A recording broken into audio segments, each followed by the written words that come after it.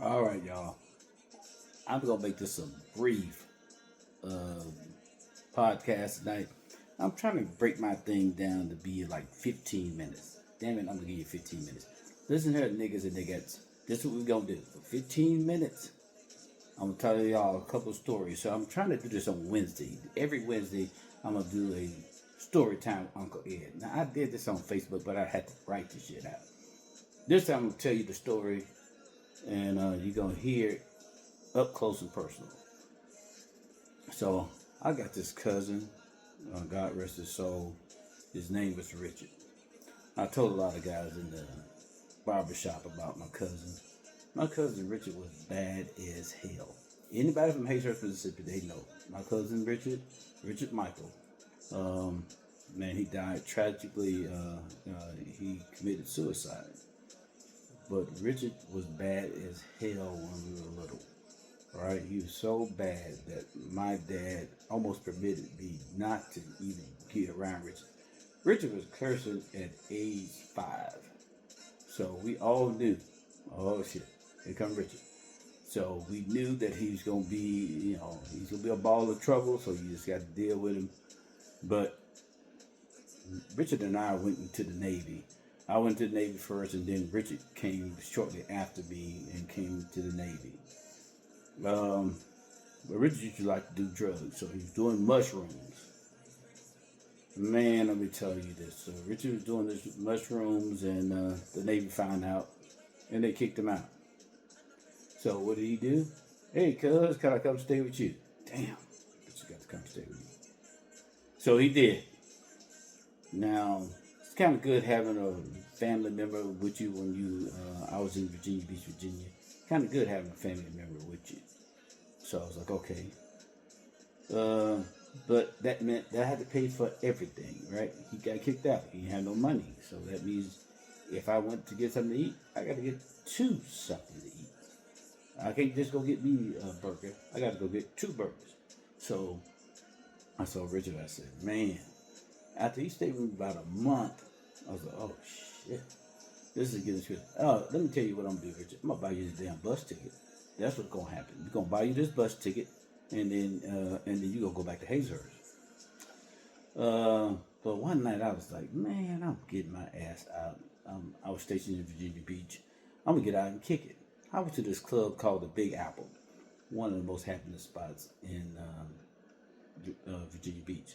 So I go there. I'm kicking it, right? But I go there and I'm going there by myself. But I got this big old LL Cool J Dookie rope on. Now, take into account now, this thing was financed by Gordon Jeweler. So I was still paying on this goddamn thing. So I go into the club, I go to the bathroom. I didn't know these niggas was spotting me and trying to see what this nigga gonna do with this big old gold chain on. So I go to the bathroom. In the midst of me taking a pee, a nigga hit me in the eye. I mean, I'm peeing all over the stalls. I'm peeing in the air. I'm peeing on my shirt. I done peed everywhere. It looked like somebody took my picture. This nigga hit me so hard that it looked like somebody took my picture. I couldn't see shit. So uh, when I got out of there, I'm staggering through the club, trying to identify who got my damn gold chain, but I couldn't find out who got my gold chain. Now, I'm going to tell y'all right now, what y'all may hear may be disturbing, but I was pissed, right? I mean, I'm talking about it. Ooh, Lee, I'm the type of nigga, if you piss me off, I promise to God, I'll set your ass down. I'll track you down like a goddamn, I will track you down. Let's know that shit. So I'm going through this thing, and I'm thinking to myself, oh shit, I can't do this by myself. Now I got to go get my crazy cousin Richard, because he's just as crazy as me, and he'll do the shit that we need to get done. I told him, I said, I go back to my apartment, I pick him up, and we drive back to that damn club. Uh, so he got a screwdriver, I got a screwdriver. And we flattened everybody tire in the entire parking lot. I know you didn't have nothing to do with it, sir, but you got to pay this price, because I got an $800 necklace that's missing. Somebody's got to pay for this shit.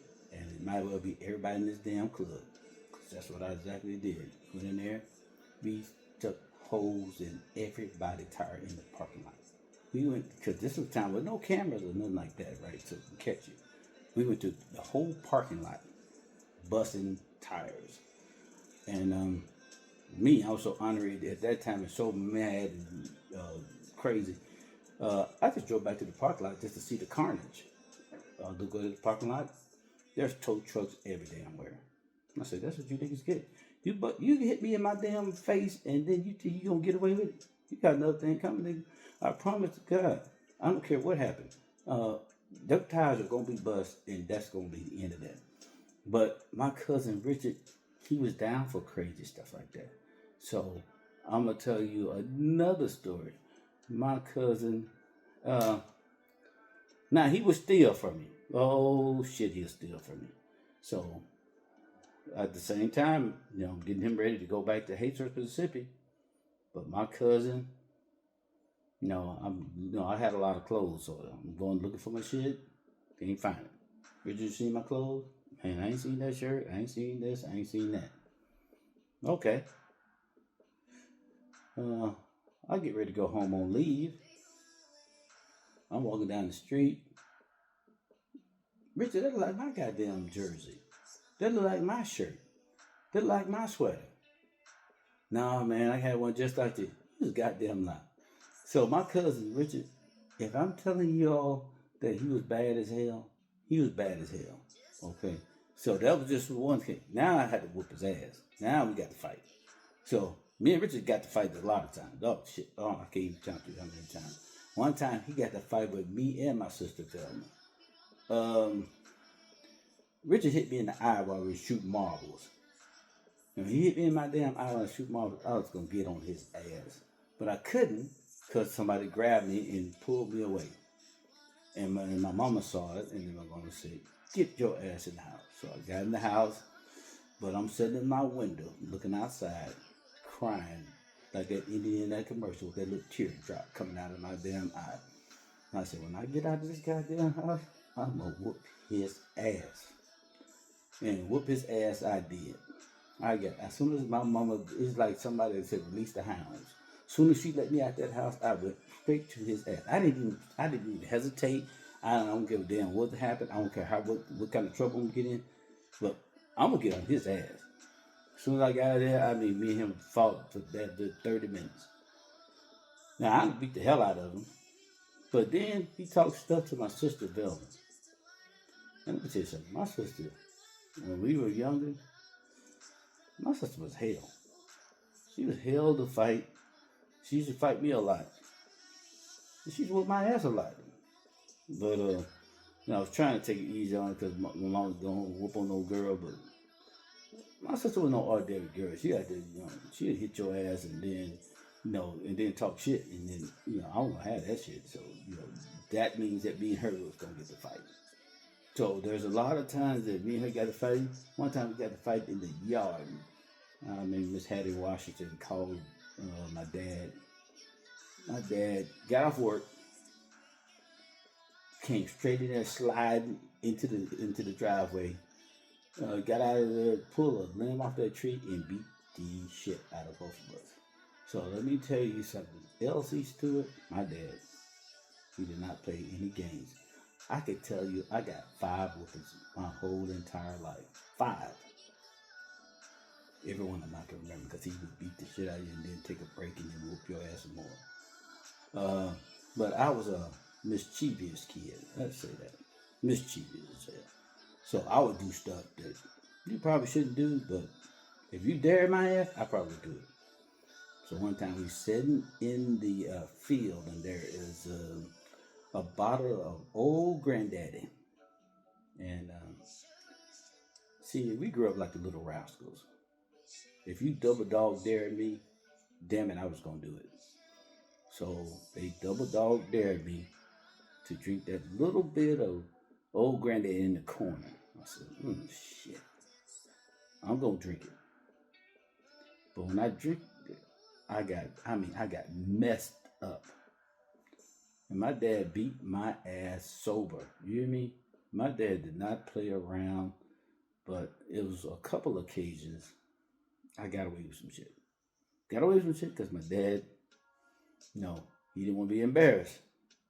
One time I think I threw a rock, broke somebody's damn window. And my dad started chasing me. And then I started running like hell. And then he chased me. And then I turned this corner by Miss Boosie house. There's a lady who sells these fruit cups and those Kool-Aid cups. Y'all know the people I'm talking about. Sell the Kool-Aid cups and sell you the moon pies and all that good stuff. All the good stuff. She sold it all. And I turned that corner and the house was setting up on bricks. And I made the corner. My dad didn't. He slid his ass right up under Miss Boosie's house. I didn't get a whooping that day. Because why? My dad was embarrassed. He was up under somebody's house with a big pile of dirt on his right side. And I just remember seeing his face and seeing him laugh. And he's more embarrassed than anything, but it was just that kind of thing. I remember now, I'm going back to my cousin Richard. My dad did not want me to hang with Richard. So I just got my driver's license. I think I was like 15 years old. My dad said, do not have Richard in the car with you. I go down the street. Richard said, cuz, all right with you? Damn it, I knew it.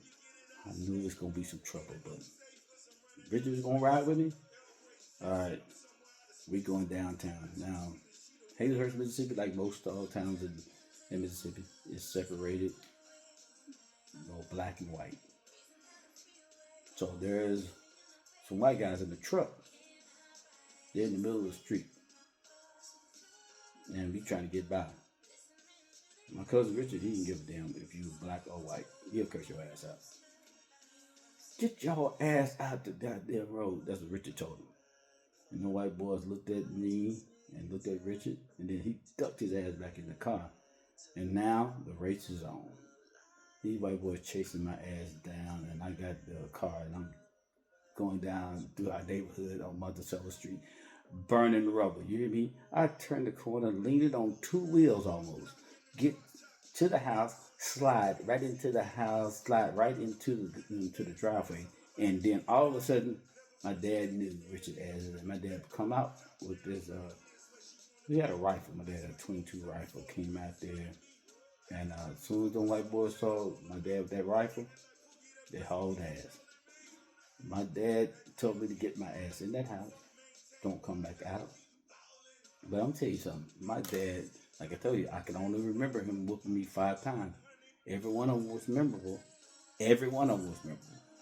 I was a mischievous kid. I'm gonna take y'all to understand that. I was bad as hell. If you told me I couldn't do some shit, that means that I'm gonna do it. All right? So my dad, he was always the one that let me try anything. My dad would let me try anything. So Chris Hood, my good friend from Hazelhurst, tell you what he did. There was a girl named Rosalind Divinity. She can't remember this right now. I tell the story. She can't remember it. But back then I had a crush on her. So my dad, I was in Boy Scout, so he built me a tent. My dad built that tent, tied it up next to that pecan tree in our backyard. It was an orange tent. I love that tent. But Chris took Rosalind Divinity into my damn tent. Did I tell y'all, I was honoring. And you ain't gonna take the girl that I like into my damn tent. So our house set up on a hill. I took my 10-speed bike. I rolled right through the middle of that son of a bitch. I said, I'd be damned you'll have this girl that I got a crush on in my damn tent. So guess what happened? That tent's on the damn ground. And they are out of my damn tent. No, not on my tent. Not on my watch, sir. That's what I told him. And then me and him, we still laugh about that today. We've had so many crazy times, so many times as it looked up.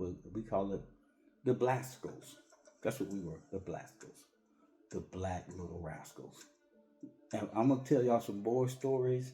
Just stay tuned because I probably got 1,000 goddamn stories. This is my story inside this brain, man. And as again, I'm always going to rep this Jack State hat. You hear me? Jack State gear, Jack State something. Y'all can always see that shit. Just know it.